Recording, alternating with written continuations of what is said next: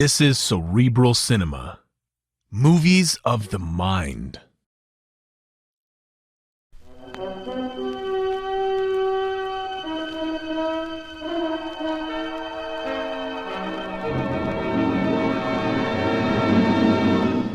I have been here. The Grey Goose, Adventures of a Modern Robin Hood.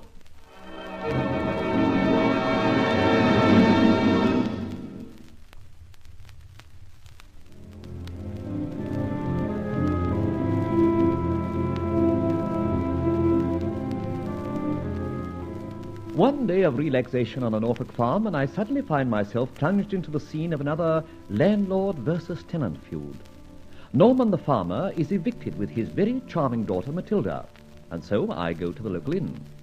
It appears Malcolm Gregory is the villain of the piece, for he's the local property owner, and his son, Hal Gregory, has designs upon the charming Matilda, who will have none of him.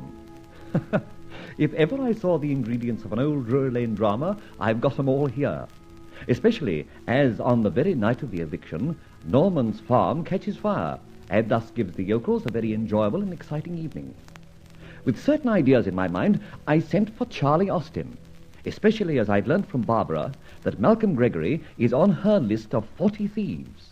Them old farmhouses burned down in about 3 minutes. Very true, Charlie, but hardly comforting to the, burnees. Well, by all reports, there ain't stick nor stone left by now. That's so. Mr. Norman and his daughter have come to this inn for the night. You'll like her. Is she a blonde? No, chestnut. Oh, I see. Tomato blonde.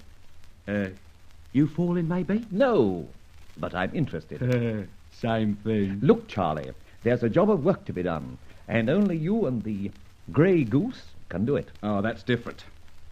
Let's have the strength of it. In brief, this big land noise, Malcolm Gregory of Morton Hamley, the manor house, has foreclosed on Mr. Norman of Norman's farm. Oh, a tiger, eh? Yes. He, however, has a son, Hal Gregory, who is apparently making himself objectionable to Miss Matilda Norman. The, blonde? The tomato blonde, Charlie. OK, I stand protected. Oh, that's excellent.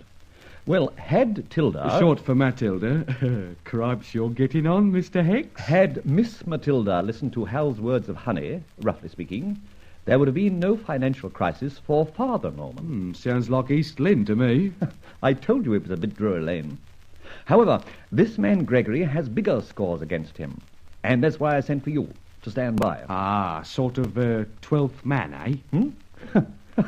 Well, in a way. Now, you and I witnessed tonight the destruction of Norman's farm. How do you view that? Oh, yes. That's, yeah, that does complicate things, don't it? Yes. To whose advantage, knowing the circumstances, would it be to have Norman's farm go up in smoke? Oh, search me. Mr. Fletcher! Mr. Fletcher! Come in, come in. Why, it's Miss Matilda. What else can be wrong? You look terribly distressed. I must see. Look. Let me get you a drink. There. Now take that, and a few breaths at the same time. Good. Now, what can I do? The farm burned down. Yes, I was there at the last.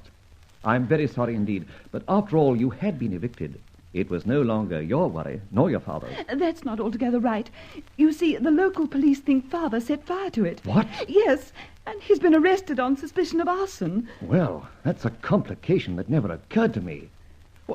Why do they think your father burned down the farm? The village folk reckon he did it to spite Gregory. Was the farm insured? Of course it was, but not exactly by Father. Well, how's that?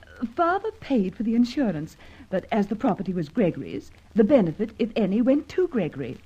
It's a very usual state of tenancy in these parts. Very convenient for the landlord, I must say. Oh, he was more vendor than landlord. We were paying off gradually, principal, interest, and insurance. Mind you, everything was above board. We got behind in our payments, so Gregory had every right to sell us up. The insurance was paid? Oh, yes, definitely. That was a protection we were all in favor of. Now, with the foreclosure, of course, we don't get anything. Gregory saves the money and... We've lost the farm. That's not a very equitable arrangement, I must say. But it's legal, unfortunately.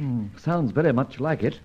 Although I reserve the right to say that, in my opinion, Mr. Gregory is a very smart operator. Not to say a land shark. Well, you'll excuse me, please. I'm going down to the local magistrate to endeavour to arrange bail for Father. Well, with his reputation in the neighbourhood, you should find no difficulty. If a few pounds would help... Thank you, no. I think we can find enough. I'll go now. Goodbye, Mr. Fletcher. Goodbye. So that's the tomato blonde. Crikey, eh? A number one. A1 at Lloyd's if ever I saw one. Yes. It's a darn shame that she should have all this trouble. What do you make of it, Charlie? Well, there's a fire, of course. Old man Norman wouldn't love old man Gregory, would he? Definitely not. And being chucked out of house and home, he just might say to himself, I'll burn the place down, rather than let him have it. Strangely enough, Charlie, those were the words he did say and was heard to say when the bailiff served notice on him. Oh, well, that's that. One says many things in the heat of the moment, Charlie, without meaning them. Norman would not do such a thing. I know him, and I'm certain of it. OK, that's good enough for me. Well, what do we do? Wring old Gregory's neck or build a new farm or both? We do a little exploring here and there, and maybe pay a surprise call on Gregory. It's just possible we can take a hand, because I feel that things in this neck of the woods aren't all they seem. Uh-huh. So what do we start on? Well, we pay our first call on the scene of the fire, well after dark. If there has been no arson, we'll find only ashes and the usual debris. If, however, there has been a deliberate crime, we may find some clue. We'll have to move tonight, because the insurance experts will be down first thing tomorrow, and I'd like to be in first. My aunt! What was that? Not the faintest idea. Sounded like a wild animal. But there's no wild animals like that in Norfolk. Oh, could be a poor beast caught in a trap. Well, it probably is. You know, I thought I heard something like that last night. The only night I slept at Norman's farm. Well, I don't reckon I want to hear it too often. Gives me the jitters. Oh, my heavens, there it is again. It can't be much.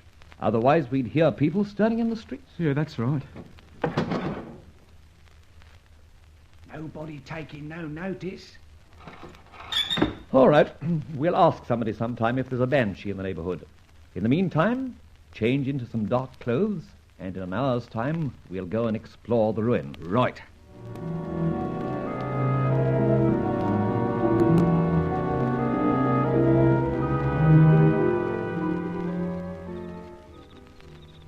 My word, it was a proper burnout. Only the old walls left standing. Yeah. Looks sort of spooky in the moonlight, don't it? It certainly does. We're going to get in a pretty mess, too, getting in there. But come on. Yeah, where did the fire start? Apparently in a cupboard under the stairs, according to someone who saw the first puff of smoke. It definitely came from the very centre of the house. How old would this place be? About 300 years if it's a day. Dry as tinder, too. Ain't seen nothing yet, have you? No. Not a thing. Now, if I remember rightly, this would be where the stairs were. Uh-huh. Yes, that's right. Look, the charred handrail. Better look here for a petrol tin or some such. Don't be a mug. If this was arson, you wouldn't find a tin of that description. Crikey, there's that wolf again, or whatever it is. Oh, fair gives me the creeps. It's much nearer, too. Between us and the village. Now, we'd better lie low for a moment.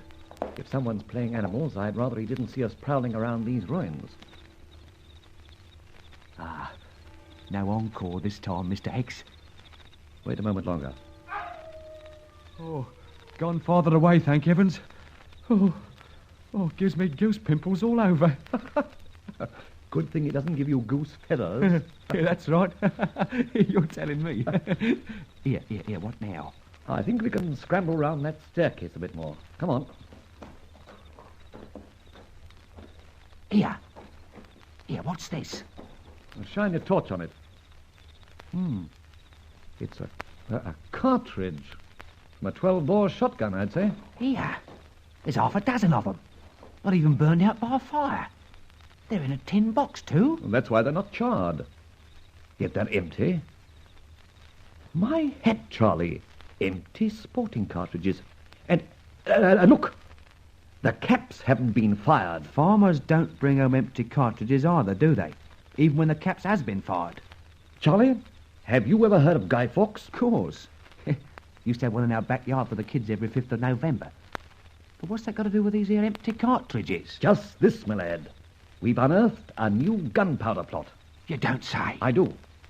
Look, put one of these in your pocket, and I'll put one in mine. I'll tell you why later. Got it? Right. Now let's go home. Oh, crikey! There's that tiger again. We called it a wolf a short while ago. It is uncanny, though. Uncanny. Unholy, I calls it. By Jupiter, Charlie. We're being watched. Look. Over toward that old barn. A man it is too. I can't quite make him out, though, in the moonlight. Cool. Dressed sort of funny, isn't he? Yes, a bit peculiarly as far as I can make out. He's coming this way. Yes, for the moment. Stand by, Charlie. This is the howling joker himself. I'm going to nab him as soon as he gets within arm's length.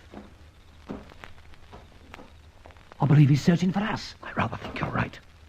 Hold it a moment. Where's he off to now? Making for the stairs, looks like. Don't move. My head. The cartridge is in the tin box.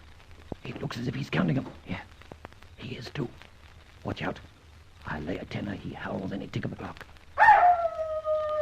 What did I tell you, Charlie? All right. Now to nab him. Come on! Strong as an elephant. By Jove, yes. That's got him. Look, old fellow, we mean no harm, and we are very sorry to have been a bit rough, but you're acting very queerly, you know. Now, what's the idea of prowling round this farm and giving tongue to that appalling howl? Well, just shakes his head. Won't talk, eh? Listen, mister, I can make you talk, I reckon. Hear what I say? He nodded. Why don't you explain? We won't harm you.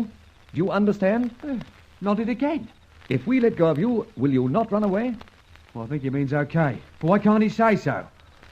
I think I'll still hang to one of his arms all the same. Crikey, Mr. X. He's pointing to his mouth. Good heavens, Charlie. He can't speak. You can't, can you? Oh, crumbs, here's a nice kettle of fish. He's dumb. Yes. I don't think there's any doubt about it. Completely dumb.